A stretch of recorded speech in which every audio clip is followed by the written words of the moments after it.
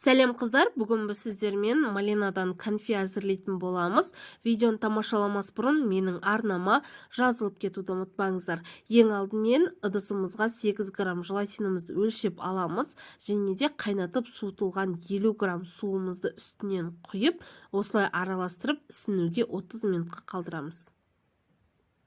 30 минуттан соң қатырылған не болмаса свежий күйіндегі 250 грамм малина, 20 грамм су, 60 грамм қантымызды салып, газдың орта отына жіберетін боламыз.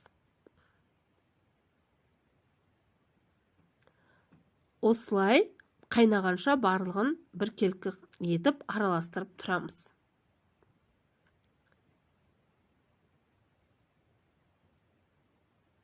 Мінекей барлығы еріп бастады, менде қатырылған малина. Осылай қайнап бастағаннан соң 5 минут көлемінде жақсылап кішкене қоюланғанша малинаның қышқыл дәмі кеткенше араластырып отырамыз.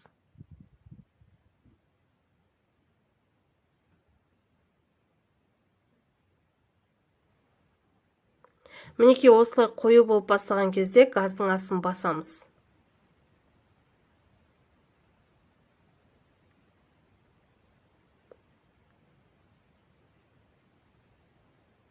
Кішкене суытып аламыз.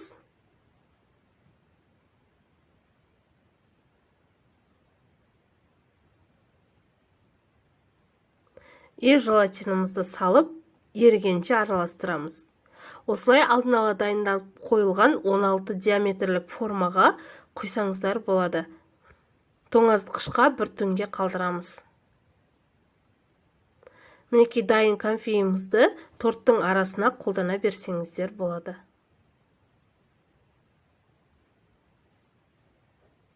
Астарыңыз дәмді болсын.